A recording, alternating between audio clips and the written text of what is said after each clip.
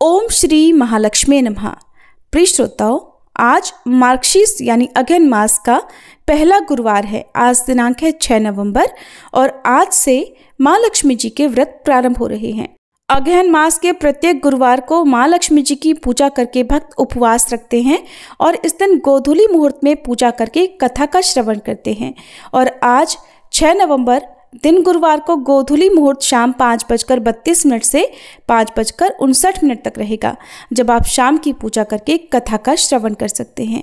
आज की इस वीडियो में आप माँ लक्ष्मी जी की संपूर्ण कथा, चालीसा पाठ, स्तोत्र और आरती का श्रवण करेंगे। आइए आज की कथा का शुभारंभ करते हैं विघ्नहर्ता भगवान गणेश जी की कथा से। एक बार एक नगर में एक मालिन रहती थी। उसके पति का स्वर्गवास हो चुका था। उसका एक 4 साल का पुत्र था। उसकी सास बड़े कठोर हृदय की स्त्री थी। वह अपनी बहू को बहुत परेशान करती थी। एक दिन सास ने अपनी बहू और पोते को घर से निकाल दिया। वे दोनों रोते हुए चलते चलते एक जंगल में जा पहुंचे। वहां एक बड़े पेड़ के नीचे बैठ गए। वहां से थोड़ी ही दूर पर गणेश जी का एक मंदिर था। वहां पर लोग गणेश जी के दर्शन करने आते थे। दर्शन करके गणेश जी को प्रसाद चढ़ाते थे। फिर वह प्रसाद सबको बांट देते थे। इसी प्रसाद से माँ बेटे का गुजारा होने लगा। अब दोनों गणेश जी की पूजा पाठ में लग गए। एक दिन उन्होंने सोचा, क्यों ना हम भी जंगल से फूल लाकर बेचें। अब वे रोज जंगल से फूल लाकर उसकी माला बनाकर बेचने लगे। साथ में पूजा की सामग्री और प्रसाद भी बेचने लगे। इससे उनको आमदनी होने लगी। गणेश जी की कृपा से उनकी आमदनी बढ़ने लगी। जल्दी उन्होंने मकान और एक दुकान भी बना लिया। एक राजा की लड़की मंदिर में रोज पूजा करने आया करती। मालिन के बेटे को देखकर राजकुमारी उस पर मोहित हो गई और उससे विवाह करने का सोचा। उसने अपनी भाभी से अपने मन की बात कही। भाभी अनुभवी थी। उसने कहा, ये तो मालिन का बेटा है और तुम एक राजा की बेटी हो। अगर तुमने उससे विवाह किया तब तो तुम्हारी बड़ी बेइज्जती होगी। लेकिन राजकुमारी अपनी बात पर अड़ी रही। उसने कहा, भाभी, मैंने तो प्रतिज्ञा कर ली है कि मैं उसी से विवाह करूंगी। अब भाभी ने घर जाकर सारी बात राजा को बता दी। राजा ने मना नहीं किया और इस विवाह के लिए तैयार हो गए। फिर उन्होंने बड़े धूमधाम से अपनी बेटी का विवाह मालिन के बेटे के साथ कर दिया। मालिन ने सबसे पहले बेटे बहू को गणेश जी के मंदिर में ले जाकर पूजा पाठ करवाया और गणेश जी का आशीर्वाद दिलवाया। इसके बाद पूरे नगर में ये बात फैल गई कि गणेश जी की पूजा करने से सब दुख कष्ट दूर हो जाते हैं। ये बात सुनते ही अब तो नगर के सभी लोग उस मंदिर में आने लगे। मालिन और उसके बेटे की बिक्री और भी बढ़ गई। उधर उसकी सास के बुरे दिन आ गए। अन्नदाता उससे रूठ गए। अब वह भूखों मरने लगी। एक दिन रोती धोती वह भी गणेश जी के उसी मंदिर में आ पहुंची। पहुंचकर वह मालिन के बेटे से कहने लगी, मैं भूखी हूँ, मुझे रोटी कपड़ा दे दो, इसके बदले मैं तुम्हारा सारा काम कर दूंगी। लड़के को दया आ गई और उसे काम पर रख लिया। उसने अपनी दादी को नहीं पहचाना। जब मालिन घर पर आई तो उसने अपनी सास को पहचान लिया। तब वह सास से बोली, सासू जी आप यहाँ कैसे? सास ने पोते की तरफ इशारा करके कहा कि मेरी इस सेठ के यहाँ नौकरी लग गई है। बहू कहने लगी, माँ जी, ये तो आपका पोता है और ये घर भी आपका ही है, ये दुकान भी आपकी ही है। जब आपने हमें घर से निकाला तब गणेश जी ने ही हमारी रक्षा की, हमारी सहायता की। बहू की बात सुनकर सास को बड़ा पश्चाताप हुआ। फिर बोली, मेरी करनी तो मैंने भोग ली। बहू बोली, सासू जी अब आप हमारे यहाँ रहो और अपने पोते का सुख देखो। हे गणेश जी महाराज, जैसा सुख आपने मालिन को दिया वैसा ही सबको देना। प्रेम से बोलिए विघ्नहर्ता भगवान गणेश जी की जय। अब सुनिए मार्गशीर्ष मास के महालक्ष्मी व्रत की पहली कथा। प्राचीन कथा के अनुसार एक बार एक गांव में एक गरीब ब्राह्मण रहता था। वह नियमित रूप से जगत के पालनहार श्री लक्ष्मी नारायण भगवान की आराधना किया करता था। उसकी पूजा भक्ति से प्रसन्न होकर उसे भगवान विष्णु ने दर्शन दिए और ब्राह्मण से वर मांगने के लिए कहा। तब ब्राह्मण ने श्री लक्ष्मी जी का निवास अपने घर में होने की इच्छा जाहिर की। तब श्री विष्णु भगवान ने लक्ष्मी जी की प्राप्ति का मार्ग बताया। उन्होंने बताया कि मंदिर के सामने एक स्त्री आती है जो यहाँ आकर उपले थापती है।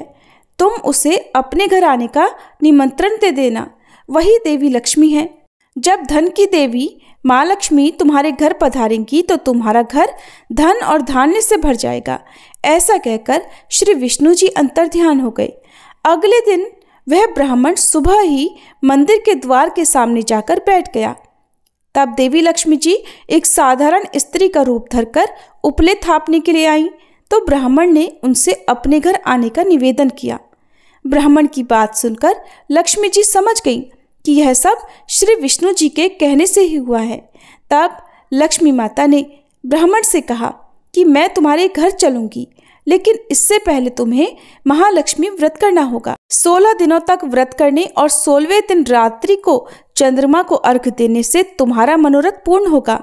तब ब्राह्मण ने देवी लक्ष्मी जी के कहे अनुसार व्रत और पूजन किया और देवी को उत्तर दिशा की तरफ मुंह करके पुकारा।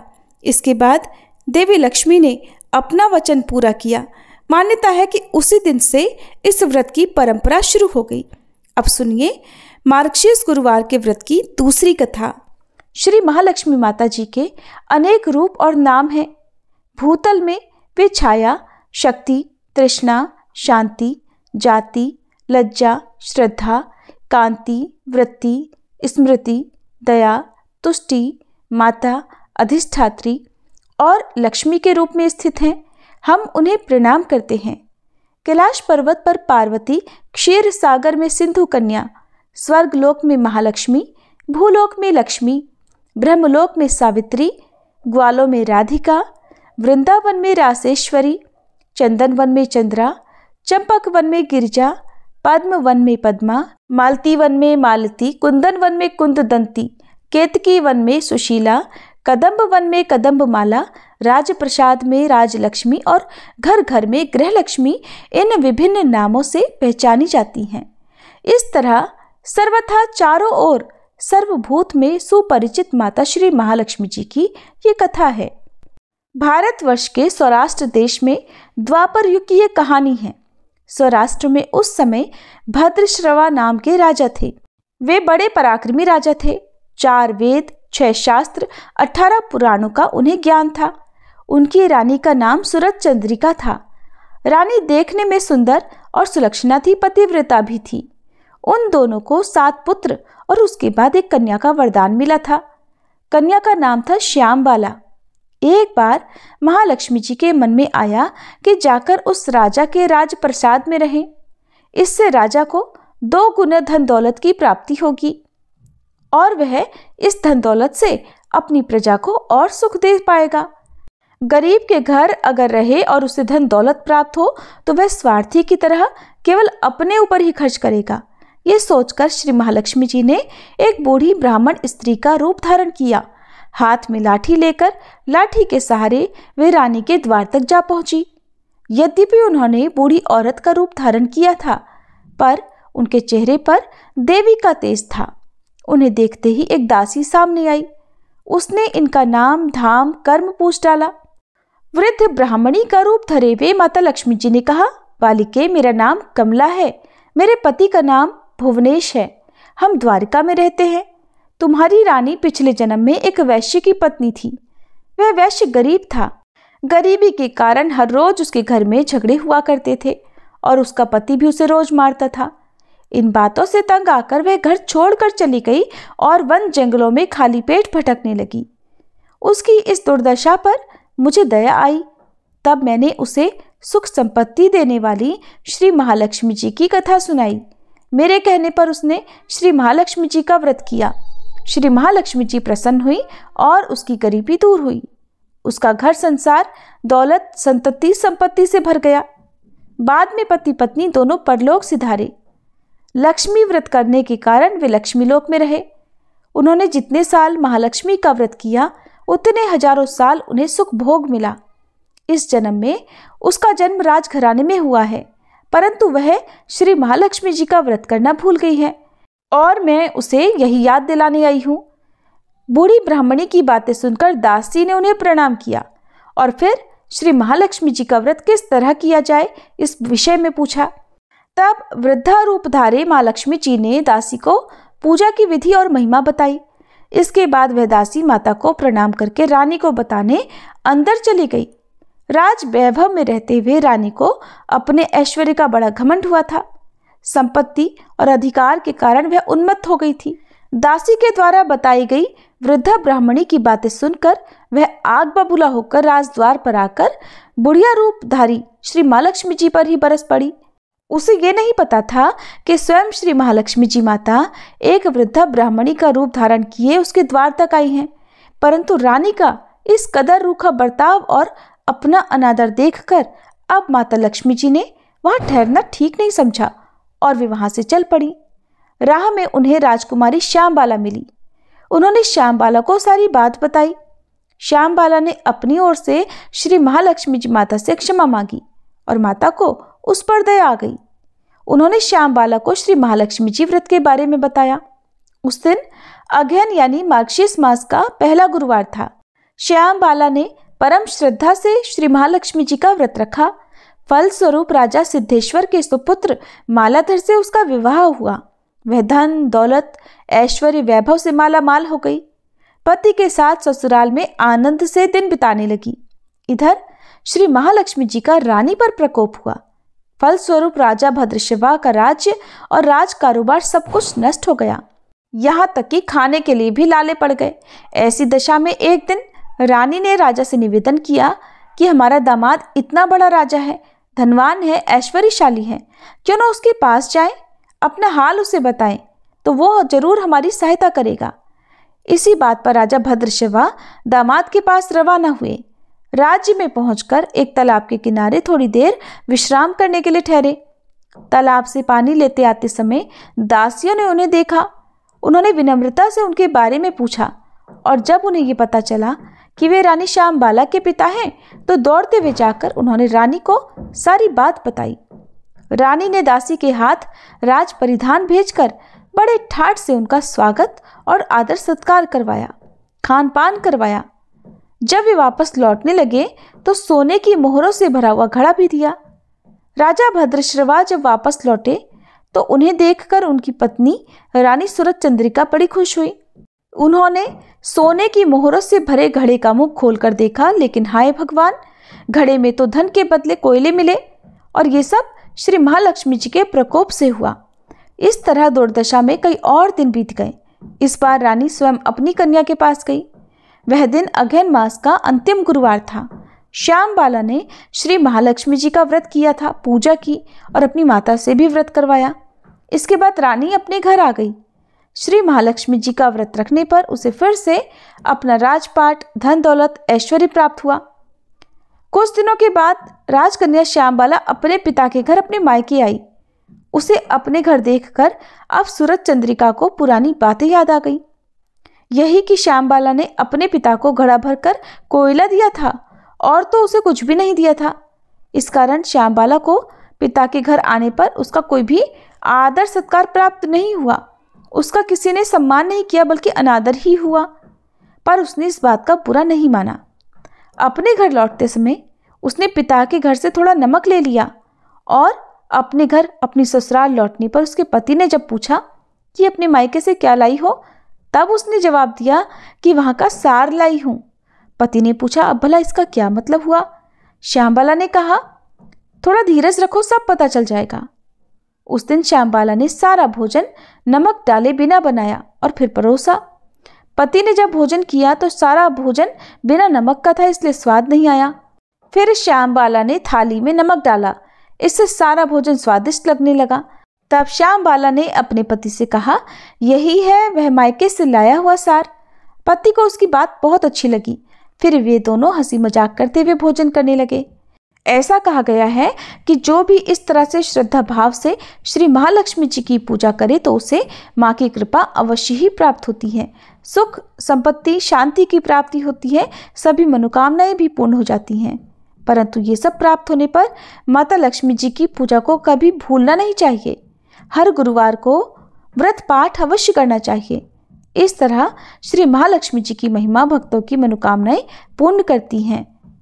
गुरुवार लक्ष्मी व्रत कथा समाप्त। प्रेम से बोलिए लक्ष्मी माता की जय। अब सुनिए श्री कनकधारा स्तोत्र पाठ का हिंदी अनुवाद। जैसे भ्रमरी अधखिले कुसुमों से अलंकृत तमाल तरु का आश्रय लेती है, उसी प्रकार जो प्रकाश श्री हरि के रोमांच से सुशोभित श्री अंगों पर निरंतर पड़ता रहता है और जिसमें संपूर्ण ऐश्वर्य का निवास है, संपूर्ण मंगलों की अधिष्ठात्री देवी भगवती महालक्ष्मी की वह दृष्टि मेरे लिए मंगलदायी हो। जैसे भ्रमरी महान कमल दल पर मंडराती रहती है, उसी प्रकार जो श्रीहरि के मुखारविंद की ओर बराबर प्रेम पूर्वक जाती है और लज्जा के कारण लौट आती है, समुद्र कन्या लक्ष्मी जी की वह मनोहर मुग्ध दृष्टिमाला मुझे धन संपत्ति प्रदान करे। जो संपूर्ण देवताओं के अधिपति इंद्र के पद का वैभव विलास देने में समर्थ है, मधुहंता श्रीहरि को भी अधिकाधिक आनंद प्रदान करने वाली है तथा जो नील कमल के भीतरी भाग के समान मनोहर जान पड़ती है, उन लक्ष्मी जी के अध खुले नेत्रों की दृष्टि क्षण भर के लिए मुझ पर थोड़ी सी ही अवश्य पड़े। शेषशाही भगवान विष्णु की धर्मपत्नी श्री लक्ष्मी जी के नेत्र हमें ऐश्वर्य प्रदान करने वाले हों, जिनकी पुतली तथा बरौनियां अनंग के वशीभूत हों। अध खुले किंतु अपलक नयनों से देखने वाले आनंद कंद श्री मुकुंद को अपने निकट पाकर कुछ तिरछी हो जाती हैं, जो भगवान मधुसूदन के कौस्तुभ मणि मंडित वक्ष स्थल में इंद्र नीलमयी हारावली से सुशोभित होती हैं तथा उनके भी मन में प्रेम का संचार करने वाली हैं। वह कमल कुंजवासिनी कमला की कटाक्ष माला मेरा कल्याण करे। जैसे मेघों की घटा में बिजली चमकती है, उसी प्रकार जो कैटभ शत्रु श्री विष्णु के काली मेघमाला के श्याम सुंदर वक्ष स्थल पर प्रकाशित होती है, जिन्होंने अपने आविर्भाव से भृगुवंश को आनंदित किया है और जो समस्त लोकों की जननी है, उन भगवती लक्ष्मी की पूजनीय मूर्ति मुझे कल्याण प्रदान करे। समुद्र कन्या कमला की वह मंद अलस मंथर और अधोर निर्मित दृष्टि, जिसके प्रभाव से कामदेव ने मंगलमय भगवान मधुसूदन के हृदय में प्रथम बार स्थान प्राप्त किया था, यहाँ मुझ पर पड़े। भगवान नारायण की प्रेयसी लक्ष्मी का नेत्र रूपी मेघ दया रूपी अनुकूल पवन से प्रेरित हो दुष्कर्म रूपी धाम को चिरकाल के लिए दूर हटाकर विषाद रूपी धर्मजन्य ताप से पीड़ित मुझ दीन रूपी चातक पर धन रूपी जलधारा की वृष्टि करें। विशिष्ट बुद्धि वाले मनुष्य जिनके प्रीति पात्र होकर जिस दया दृष्टि के प्रभाव से स्वर्ग पद को सहज ही प्राप्त कर लेते हैं, पद्मासना पद्मा की वह विकसित कमल गर्भ के समान कांतिमयी दृष्टि मुझे मनोवांछित पुष्टि प्रदान करे। जो सृष्टि लीला के समय वाग देवता अर्थात ब्रह्म शक्ति सरस्वती के रूप में विराजमान होती है और प्रलय लीला के काल में शाकंभरी अर्थात भगवती दुर्गा अथवा चंद्रशेखर वल्लभा पार्वती अर्थात रुद्र शक्ति के रूप में अवस्थित होती है।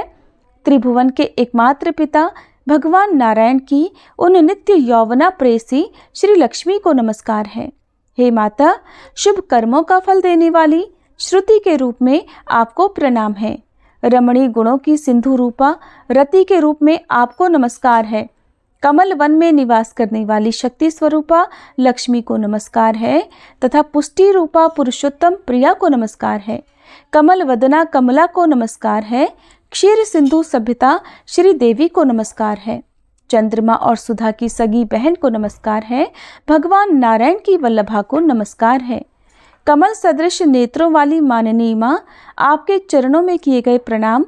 संपत्ति प्रदान करने वाले, संपूर्ण इंद्रियों को आनंद देने वाले, साम्राज्य देने में समर्थ और सारे पापों को हर लेने के लिए सर्वथा उद्यत हैं, वे सदा मुझे ही अवलंबन दें। मुझे ही आपकी चरण वंदना का शुभ अवसर सदा प्राप्त होता रहे। जिनके कृपा कटाक्ष के लिए की गई उपासना उपासक के लिए संपूर्ण मनोरथों और संपत्तियों का विस्तार करती है। श्री हरि की हृदयेश्वरी उन्हीं आप लक्ष्मी देवी का मैं मन वचन और शरीर से भजन करता हूँ। भगवती हरिप्रिया, आप कमल वन में निवास करने वाली हो। आपके हाथों में नीला कमल सुशोभित है। आप अत्यंत उज्जवल वस्त्र, गंध और माला आदि से सुशोभित हो। आपकी झांकी बड़ी मनोरम है। त्रिभुवन का ऐश्वर्य प्रदान करने वाली देवी, मुझ पर प्रसन्न हो जाओ। दिग्गजों द्वारा स्वर्ण कलश के मुख से गिराए गए आकाश गंगा के निर्मल और मनोहर जल से, जिनके श्री अंगों का अभिषेक संपादित होता है, संपूर्ण लोकों के अधीश्वर भगवान विष्णु की गृहिणी और क्षीर सागर की पुत्री उन जगत जननी लक्ष्मी को मैं प्रातःकाल प्रणाम करता हूँ। कमल नयन केशव की कमनी कामनी कमले मैं अकिंचन अर्थात दीनहीन मनुष्यों में अग्रगण्य हूँ, अतएव आपकी कृपा का स्वाभाविक पात्र हूँ। आप उमड़ती हुई करुणा की बाढ़ की तरह तरंगों के समान कटाक्षों द्वारा मेरी ओर देखो। जो मनुष्य इन स्तुतियों द्वारा प्रतिदिन वेद त्रयी स्वरूपा त्रिभुवन जननी भगवती लक्ष्मी की स्तुति करते हैं, वे इस भूतल पर महान गुणवान और अत्यंत सौभाग्यशाली होते हैं तथा विद्वान पुरुष भी उनके मनोभावों को जानने के लिए उत्सुक रहते हैं। इस प्रकार कनकधारा स्तोत्र का हिंदी अनुवाद समाप्त हुआ। अब सुनिए श्री लक्ष्मी चालीसा पाठ और आरती। मातु लक्ष्मी करी कृपा, करो हृदय में वास, मनोकामना सिद्ध कर पुरवहु मेरी आस। सिंधु सुता विष्णु प्रिय, नत शिर बारंबार, रिद्धि सिद्धि मंगल प्रदे, नत शिर बारंबार। यही मोर अरदास, हाथ जोड़ विनती करूं, सब विधि करो सुवास, जय जननी जगदम्बिका। सिंधु सुता में सुमिरो तो ही, ज्ञान बुद्धि विद्या दो मोही। तुम समान नहीं कोई उपकारी, सब विधि पुरवहु आस हमारी। जय जय जगत जननी जगदम्बा, सबके तुम ही हो स्वलंबा। तुम ही हो घट घट के वासी, विनती यही हमारी खासी।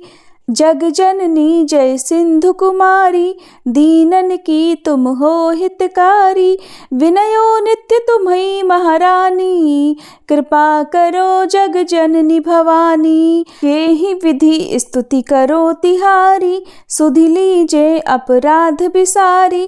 कृपा दृष्टि चित वो मम ओरी, जगत जननी विनती सुन मोरी। ज्ञान बुद्धि जय सुख की दाता, संकट हरो हमारी माता। क्षीर सिंधु जब विष्णु मथायो, 14 रत्न सिंधु में पायो। 14 रत्न में तुम सुख राशि, सेवा कियो प्रभु ही बनदासी। जब जब जन्म जहाँ प्रभु लीन्हा, रूप बदल तह सेवा कीन्हा। स्वयं विष्णु जब नर तनु धारा, लीनेहु अवधपुरी अवतारा। तब तुम प्रकट जनकपुर माही, सेवा कियो हृदय पुलकाही। अपनायो तो ही अंतर्यामी, विश्व विदित त्रिभुवन की स्वामी। तुम सब प्रबल शक्ति नहीं आनी, कह तक महिमा कहो बखानी। मन क्रम वचन करे सेवकाई, मन इच्छित वांछित फल पाई। तज छल कपट और चतुराई, पूजहि विविध भांति मन लाई। और हाल में कहो बुझाई, जो यह पाठ करे मन लाई।